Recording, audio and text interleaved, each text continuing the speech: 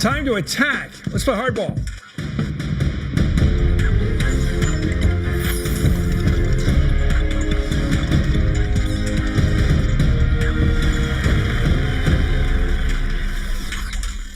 Good evening. I'm Chris Matthews down in Washington. Let me start tonight with this. The best defense is a good offense. Are you listening, Democratic candidates? If the Republicans are running an all-out assault on the president, his health care plan, and you can sit there and play defense. You can talk reasonably about the values of compromise or the need to fix Obamacare, not kill it. And you can get your head chopped off exactly the way Alex Sink got hers removed, talking that way 2 nights ago in Florida. Or you can give the angry voter out there something really scary to vote against, a direction to really direct his or her anger. You can warn people what the Republicans will do if they really clench power, how they're hell-bent on cutting entitlements. That's their term for it. Yours might be Social Security and Medicare, because those benefits of yours under Social Security and Medicare make up $7 and $10 of entitlements. Republicans are dying to get at those entitlement programs. And if you're retired or headed toward it, that Republican goal of cutting them is definitely something worth voting against. Want something else to fear if the Republicans get the upper hand this fall? Women's health care, Roe v. Wade, which that Florida Republican who just won plans to repeal. Voter suppression? Just wait till the Republicans get finished with their plans to slam the doors on voting access for the minorities of this country and some other folks. They'll know the price of a lost election. And that minimum wage hike? Watch it die if the R's get complete control of Congress that promised to kill it. And could it be time for the Democrats to put out word that these elections in November are not just a chance for angry people to dump all over Barack Obama, but their chance to hit you where you're weakest? Jonathan Martin is the national political correspondent for the New York Times, and Eugene Robinson is a Pulitzer Prize-winning columnist with the Washington Post and an MSNBC political analyst. Jonathan, I was struck by the campaign run on defense by Alex Sink down in Florida 2 days ago, where she was very reasonable and nice. He said, well, maybe there are problems with Obamacare, but let's try to fix it, not get rid of it. And, oh, maybe we shouldn't think we're right on everything. Maybe the Republicans are right on some things. Maybe we should compromise.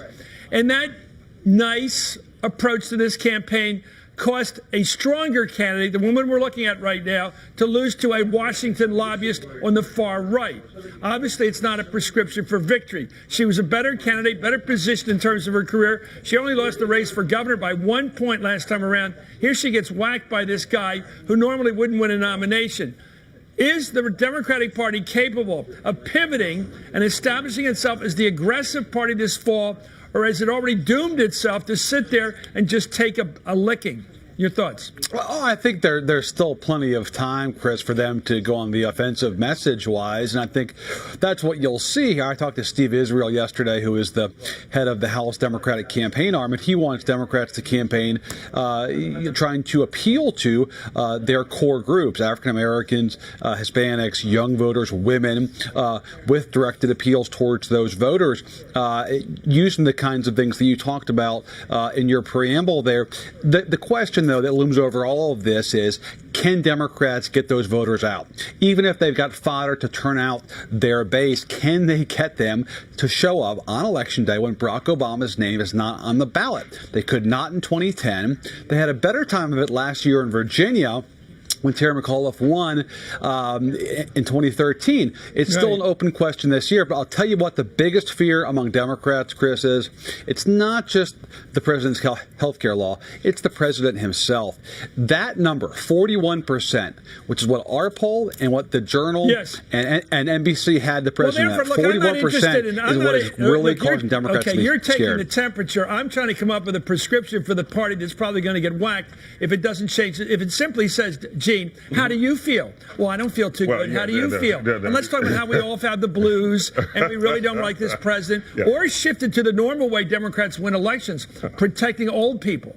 Because the Republicans keep saying entitlements, entitlements. What are they really talking about? Everybody knows. Look at this. The Republicans are serious about really cutting into entitlement spending, which they always say they are. As always ever hear from them, they could hardly skip over Social Security and Medicare. Look at this. According to the Brookings Institute, Social Security and Medicare make up about 70%, 68% of all entitlement spending. Cutting those programs is not something people want. According to the latest NBC Wall Street Journal poll, for example, a whopping 69% said they would be less likely to vote for for a candidate who supports cutting those programs, Social Security, Medicare, to address the budget deficit. Only 17% said they're more likely to vote for that candidate. It seems to the Democrats ought to get smart with the numbers and say, wait a minute, Republicans keep saying entitlements. This Obama's a chicken. He won't get serious about cutting entitlements. He won't cut. They use that nice phrase. Yeah, entitlements. And what does entitlements mean? What is an entitlement? Well, it means at the age of 65, you're entitled to get benefits if you've worked. At the age of 65, you're entitled to health care if you've worked, right? Yeah. Get rid of those entitlements. Yeah, right. Why don't I don't understand the Democrats when they let them get away with that sort of blarney. Be specific. Talk about Social Security. Talk about Medicare. The election will hinge on whether or not Democrats can get those voters to the polls, as Jonathan said. Right. Well, one way to get them there is to concern them. Reason, right? You got to give them a reason to come out. The Democrats are better at targeting, identifying their voters. They have all the high-tech stuff down. But you got to give people a reason to vote in a special election. You know, Jonathan, let me ask you about women voters, because you and I have watched these things, reporting on them, and I've been talking about them. Women have tended to be more a Democrat than Republican. Normally, I don't think it's just a choice issue, abortion rights. I think it's a lot of things, health care, education, taking care of seniors, their parents. They're much better at focusing on family urgencies and health care especially, and child development. But it is an issue. Now, look, here's another one. The Republican Party, the Democrats call it the war on women. Look at this. The Republican Party platform in 2012 states in pretty plain language when it comes to women's rights and abortion rights. It says, we firmly stand against it. We've already seen one Republican, that's David Jolly this week down in Florida, run and win his race after publicly stating his goal is to repeal Roe v. Wade. Simply put, at the state level, there's a coordinated effort by Republicans to wage an assault on women's rights. Look at this. According to the Guttmacher Institute, a nonprofit group which tracks reproductive issues, 22% of states, 22 states rather, enacted 70 laws recently targeting a woman's reproductive rights in 2013. Right. That's last year. There have been more restrictions enacted by states in just the last 3 years than in the entire decade before that. And there are now 27 states which Guttmacher, the experts here, classify as hostile to women's rights. They're all dominated by Republicans. So why don't, we're all talking about the president, his unpopularity, and I think you're so much on the mark. If the Democrats let the people go into the voting booth with one question, how do you feel about Obama right now? They're going to lose and killed. I don't understand why they don't focus on issues that matter to women, issues that matter to seniors, and we get to minorities in a minute because this voter suppression effort has been absolutely unbelievably disgusting, and the Democrats should call the Republicans on it. Your thoughts? Yeah, that's going to be, Chris, what they're going to try and do. And that is to make the election less about President Obama and more about a set of favorable issues, including among women, issues like health care and abortion rights. To me, though, the question is among women in their 20s and 30s and 40s, especially single women, those groups are the most favorable towards Democrats. Do they show up in these House races? Do they show up in these Senate races? To me, it's very much an open question. That was what was so pivotal for Terry McAuliffe last year in Virginia, and so pivotal for President Obama in 2012. Okay, now I'm getting a little excited here, but I like Alex Sink, who I said was a better candidate, lose to this guy, Dave Jolly. I think Steve Israel, the campaign chair for the Democrats, is smart. Run again. You run again with the same issues, the same two candidates, and you have a totally different electorate come November. Yeah. You're right that the electorate in this November won't be as big as 2012, but it'll be a damn sight bigger than the election they had this week, where nobody showed up, because special elections are notoriously low turnout. People are used to voting in November. Democrats think it's patriotic. They do show up. And my question to you is, why not just run it again?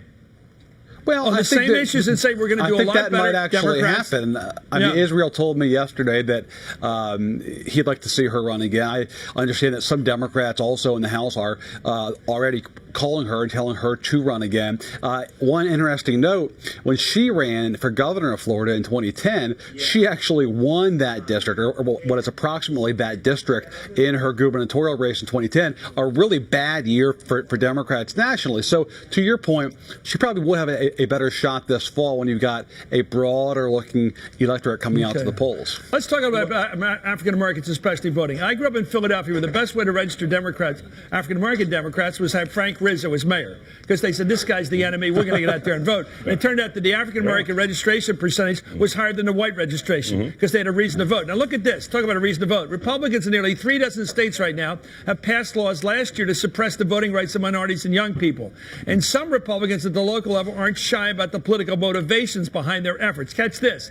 Before the 2012 election, Pennsylvania's Republican leader Mike Turzai said their voter ID law would give the election to Romney. He just came out and said it. Here's Turzai. Voter ID, which is going to allow Governor Romney to win the state of Pennsylvania. Done. Done. And then the state's Republican Party chairman gloated about how those laws took away votes from President Obama. Take a look at this fellow Gleason. Here he goes. Do you think all the attention drawn to voter ID affected last year's elections? Yeah, I think a little bit. I think we probably had a better election. Think about this.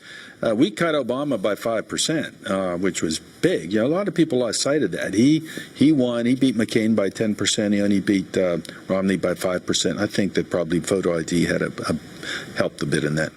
Helped a bit. They just open and say they said, Jonathan. Anyway, then there's this little sugar plum. North Carolina Republican precinct chair Don Yelton, who said this to the Daily Show back in this October about his state's new voter suppression laws. Let's watch.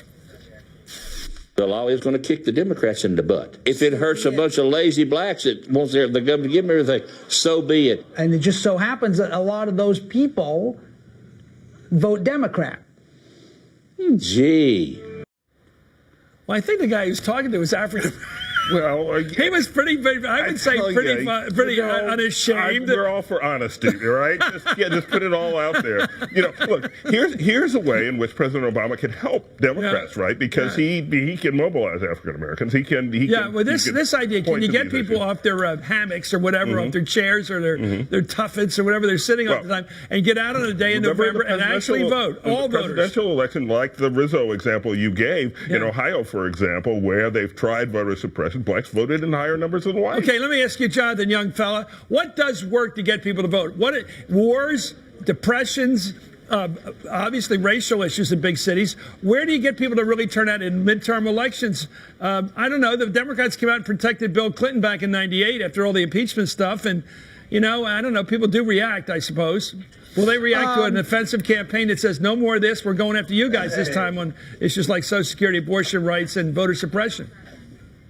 Yeah, I think it depends upon what young person that you're talking about. Obviously, younger women are going to be perhaps more persuadable on issues of women's health care. I think, men or women obviously are going to be interested in issues regarding the economy and their prospects in the job market after leaving college. But again, it's a matter of engagement, and it's just historically very hard to get people in that demographic engaged in non-presidential elections. It just doesn't happen that often. Yeah, okay. One thing I know isn't working defense. Offense. Well, defense isn't working, and promises I think are dangerous this year because I don't think people are believing in promises. So I think you're onto something in telling people. I think look, in the year of House if of you Cards, don't come out and vote, this bad stuff is going to happen. I think that Frank Underwood's going to take over if you don't vote. Anyway, Eugene Robinson, Jonathan Martin, thank you of the New York Times. Coming up, the conservative clown car hits the road again, saying their progressive opponents are Nazis. That President Obama supports Al-Qaeda. That's a big one. That he could be impeached. And the clown car, boy, it's an overdrive. Plus, spy scandal. The real reason the CIA is worried about that Senate investigation. They don't want us to hear about America torturing prisoners. And that is the bottom line. And why do conservatives like Paul Ryan argue that the best way to deal with poor kids who can't afford school lunch is to deny them food? Do they really think keeping children hungry is an incentive for success or for better concentration in class?